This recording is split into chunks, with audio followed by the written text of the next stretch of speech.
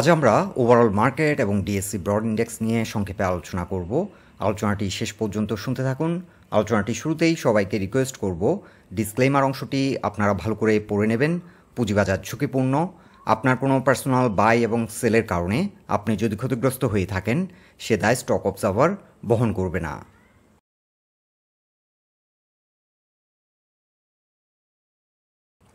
শুরুতেই দেখে নেব আজকের দিনের মার্কেট চিত্র। মার্কেট ক্লোজ হলো ৫,৮৬৭ পয়েন্টে, সূচক নেগেটিভ ছিল ৬৪ পয়েন্ট, আর লেনদেন হয়েছে প্রায় ১,০১৪ কোটি টাকা। লেনদেন হওয়া কোম্পানিগুলোর মধ্যে দর বৃদ্ধি পেয়েছে ১০৬টি কোম্পানির, বিপরীতে দর কমেছে ২৬৯টি কোম্পানির এবং অপরিবর্তিত ছিল ২৩টি কোম্পানির শেয়ারের দর। সেক্টর ওয়াইজ মার্কেট যদি আমরা দেখি, আজকের দিনের বেশিরভাগ সেক্টরই ছিল নেগেটিভ, আর মার্কেট সেন্টিমেন্ট ছিল সামহাউ বেয়ারিশ। আজকের দিনে সূচকে সর্বাধিক নেগেটিভ কন্ট্রিবিউট করেছে যে কোম্পানিগুলো, তার মধ্যে অন্যতম হলো ওয়ালটন, রবি, ইসলামী ব্যাংক, ব্যাডবিসি, Square Pharma, Unilever, ICB, BSRM limited, Eastern bank limited. এছাড়া আজকের দিনে সর্বাধিক পজিটিভ কন্ট্রিবিউট করেছে যে কোম্পানিগুলো, তাদের মধ্যে অন্যতম হলো BRAC bank, Heidelberg cement, Renata, national life insurance, Dutch Bangla bank, delta life, SIBL, AB bank, UCB এবং প্রগতি লাইফ।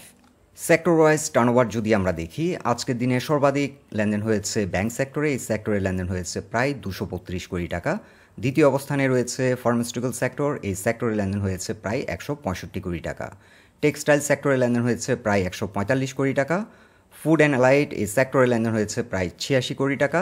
লাইফ ইন্স্যুরেন্স সেক্টরে লেনদেন হয়েছে প্রায় ৫২ কোটি টাকা। ইঞ্জিনিয়ারিং সেক্টরে লেনদেন হয়েছে প্রায় ৪৮ কোটি টাকা। বর্তমানে ঢাকা স্টক এক্সচেঞ্জের প্রায় ৭০% টার্নওভার এই ৬টি সেক্টরের দখলে। টেকনিক্যালি মার্কেটের অবস্থান যদি আমরা দেখি, এই সপ্তাহের শুরুতেই মার্কেট রিজেক্ট হলো ৬,২১৫ পয়েন্ট থেকে। মার্কেট নিয়ে আমাদের ফার্স্ট টার্গেট ছিল ৬,২০০ থেকে ৬,৪০০। আমাদের ফার্স্ট টার্গেটটি অ্যাচিভ করলো এবং ৬,২০০ থেকে রিজেক্ট হওয়ার পর মার্কেট বর্তমানে কারেকশন মুডে রয়েছে। রিসেন্ট ট্রেন্ড থেকে আমরা একটি ফিবোনাচি রিট্রেসমেন্ট চার্ট ড্র করেছি। ফিবোনাচি রিট্রেসমেন্ট চার্টে 38%-এর রিট্রেসমেন্ট সাইকেল অবস্থান করছে ৫,৮৩৮ পয়েন্টে। মার্কেটের জন্য এটি একটি গুরুত্বপূর্ণ সাপোর্ট। এই সাপোর্ট পয়েন্টটিকে আজকে রেসপেক্ট করলো। মার্কেট বর্তমানে এই সাপোর্ট পয়েন্টটিকে রেসপেক্ট করছে। কালকে যদি এই সাপোর্ট পয়েন্টটিকে রেসপেক্ট করে এবং ইউটার্ন নেয়, তাহলে মার্কেট গতিশীল থাকবে। আর মার্কেটে যে এখন বর্তমানে সুপার বুলিশ মোমেন্টাম ফর্ম করেছে, সেই ধারাবাহিকতা ধরে রাখতে সক্ষম হবে। বর্তমানে মার্কেটের জন্য নিউ চ্যালেঞ্জ হলো ৫,৯৮৫-র উপর ঘুরে দাঁড়ানো। এই সপ্তাহের শুরুতেই এই রেজিস্ট্যান্স পয়েন্টটিকে ব্রেকআউট করে ৬,২০০ পর্যন্ত হিট করেছিল, কিন্তু ইমিডিয়েটলি রিজেক্ট হয়ে যায়। আমরা আশা করছি এই সপ্তাহে হয়তো আবারও অ্যাটেম্প্ট নেবে। এই সপ্তাহে মার্কেট যদি ৫,৯৮৫-র উপর ঘুরে দাঁড়াতে সক্ষম হয়, তাহলে মার্কেট গতিশীল থাকবে এবং বিভিন্ন স্টকগুলো ভালো প্রাইস অ্যাকশন করবে। সো মার্কেটের জন্য এটি হলো একটি চ্যালেঞ্জিং পয়েন্ট, ৫,৯৮৫-র উপর ঘুরে দাঁড়ানো। এখন আমরা একটি ট্রেন্ড লাইন ড্র করেছি। এই ট্রেন্ড লাইনটি মার্কেটের জন্য রেজিস্ট্যান্স। বর্তমানে ৬,১৯০ হবে ট্রেন্ড লাইন রেজিস্ট্যান্স। এই রেজিস্ট্যান্সটিকে ব্রেকআউট করতে পারলে মার্কেট আরও গতিশীল হবে এবং বিভিন্ন স্টকগুলো ভালো প্রাইস অ্যাকশনের মাধ্যমে মার্কেট দ্রুত গতিতে এগিয়ে যাবে। সো মার্কেটের জন্য এখন দুটো চ্যালেঞ্জ। প্রথমটি হলো ৫,৯৮৫-র উপর ঘুরে দাঁড়ানো।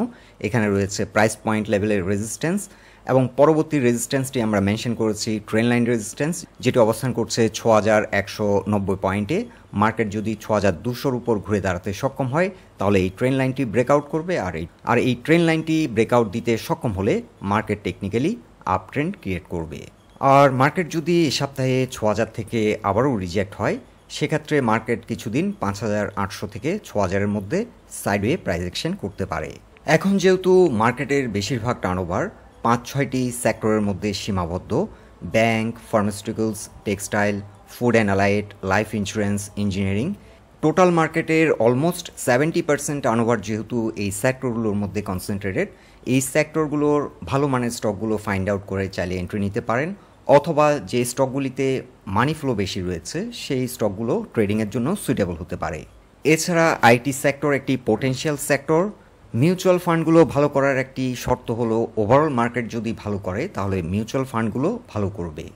আর যে সেক্টরগুলোতে বর্তমানে সিগনিফিক্যান্ট মানি ফ্লো নেই, সেই সেক্টরগুলোর কিছু হাই পারফর্মিং স্টক আপনারা চাইলে এন্ট্রি নিতে পারেন। সিলেক্টিভ কিছু স্টক ভালো পারফর্ম করতে পারে। বন্ধুরা, ওভারঅল মার্কেট নিয়ে এটাই ছিল আমাদের অবজারভেশন। আলোচনাটি যদি আপনাদের ভালো লেগে থাকে অবশ্যই পোস্টটিকে লাইক দিন। আমাদের সাথে থাকার জন্য আপনাদের অসংখ্য ধন্যবাদ।